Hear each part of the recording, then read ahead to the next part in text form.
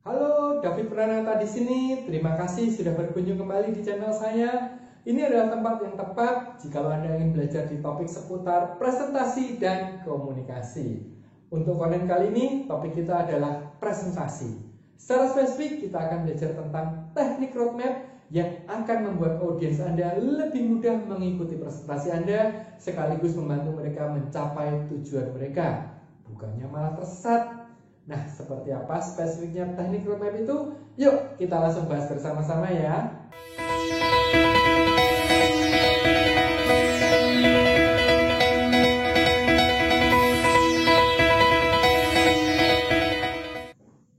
Teknik roadmap biasa digunakan ketika Anda melakukan public speaking atau presentasi, walaupun bisa juga Anda gunakan saat sedang menjelaskan sesuatu atau mengajar.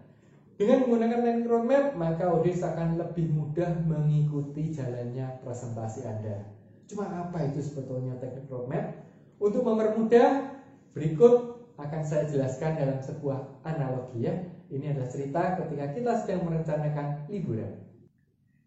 Jadi, ceritanya kita mau pergi liburan. Ben, kalau liburan kenanya kemana? Oh, saya ingin ke Bali. Wah, sama ya. Oke, kita ke sana naik mobil aja ya. Ya. Adventure sekalian. Cuma masalahnya, Dedi nggak tahu jalan ke sana. Kalau nggak tahu jalan ke sana, kita minta bantuan apa nih? Google Maps. Google Maps ya. Nah, ini pura-puranya ya. Kita buka dulu Google Maps-nya.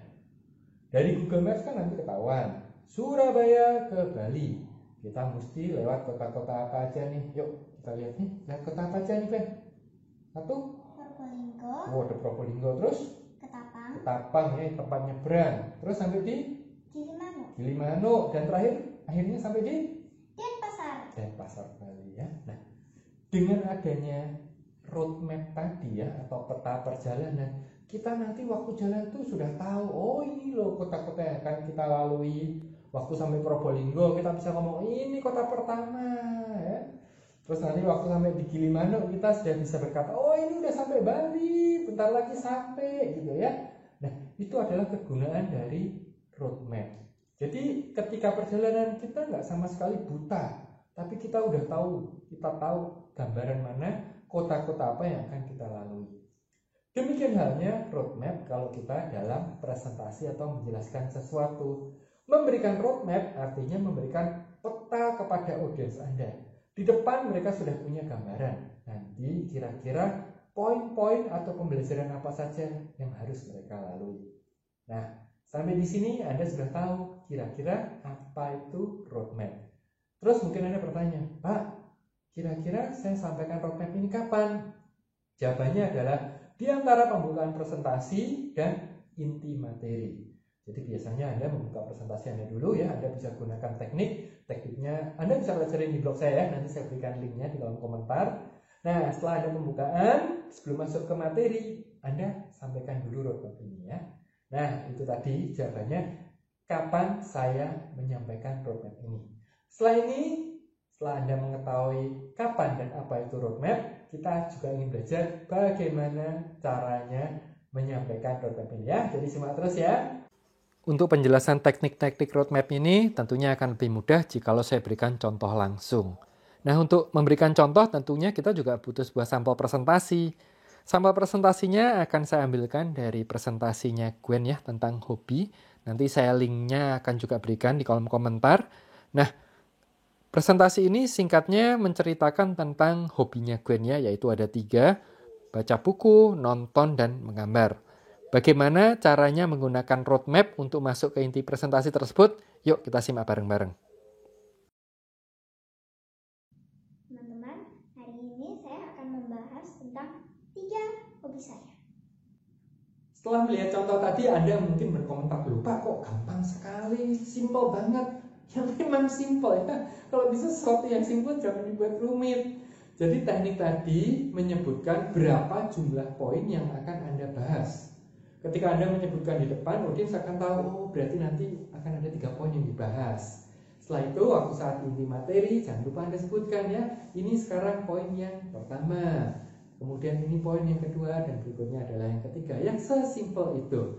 Kalau di dalam analogi perjalanan, ini contohnya adalah misalkan aja, Oke Pak, untuk sampai ke tempat situ Anda nanti akan melalui 3 lampu merah.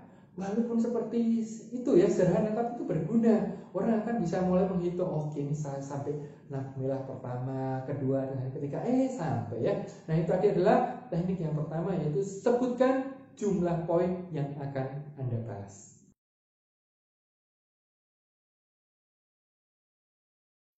Teman-teman, saya hari ini akan membahas tentang 3 hobi saya, yaitu membaca buku, nonton, dan menggambar. Jadi kita mulai dari yang pertama dulu ya, yaitu baca buku.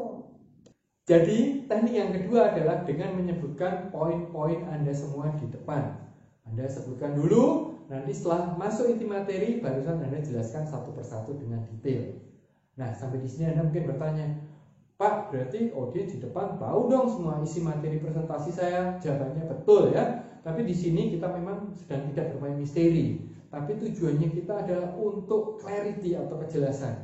Jadi audiens akan lebih mudah mengikuti presentasi Anda. Kenapa? Di depan Anda sebutkan poin-poinnya, terus setelah itu inti materi barusan Anda bahas lebih detail. Ini akan lebih kuat lagi kalau terakhir di penutupan Anda sampaikan. Dalam artian Anda ulang lagi poin-poin penting presentasi Anda. Kalau di dalam analogi perjalanan, ini tadi seperti sebelum menuju sebuah tempat, Anda udah tahu dulu nih kota-kota apa yang nanti Anda akan lalui ya. Sehingga ya memang nggak ada surprise, tapi tujuannya adalah sekali lagi untuk clarity atau kejelasan. Nah, sekali lagi tadi saya ulang, itu adalah teknik yang kedua, yaitu Anda sebutkan poin-poin Anda di awal.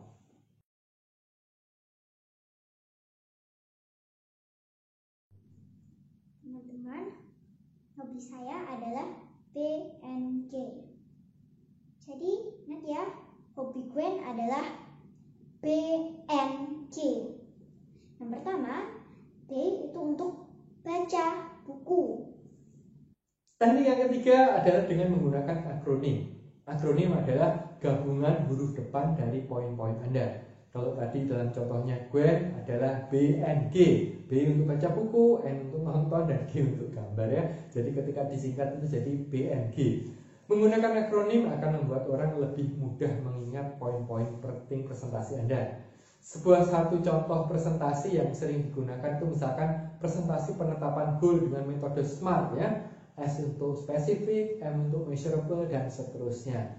Nah, dengan menggunakan akronim ini sekali lagi akan membuat orang lebih mudah mengingat poin-poin penting presentasi Anda. So, itu tadi adalah teknik yang ketiga.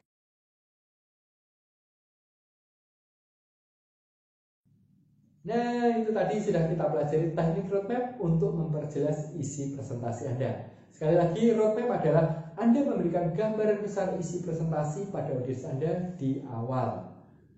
Di mana Anda menggunakan teknik roadmap ini, Anda gunakan setelah pembukaan dan sebelum masuk ke inti materi. Ada 3 teknik roadmap yang bisa Anda gunakan. Yang pertama adalah Anda bisa menyebutkan jumlah poin presentasi Anda. Yang kedua, Anda bisa menyebutkan poin-poin presentasi Anda ya, jadi exact poinnya apa itu Anda sebutin. Terus kemudian yang ketiga adalah Anda bisa menggunakan akronim. Silahkan ya, nanti tinggal Anda pilih salah satu untuk diterapkan dalam presentasi Anda. Yang jelas ketika Anda menerapkan, maka audiens akan lebih mudah mengikuti jalannya presentasi Anda. Sederhana sekali bukan tekniknya ya, saya kira Gwen bisa menerapkannya juga dengan tanpa kesulitan, dan saya yakin Anda pasti juga bisa menerapkan dalam presentasi Anda yang berikutnya. Nah, itu sekian konten kita kali ini, semoga membuat Anda tambah jago presentasi, dan jangan lupa sampai ketemu di video yang berikutnya.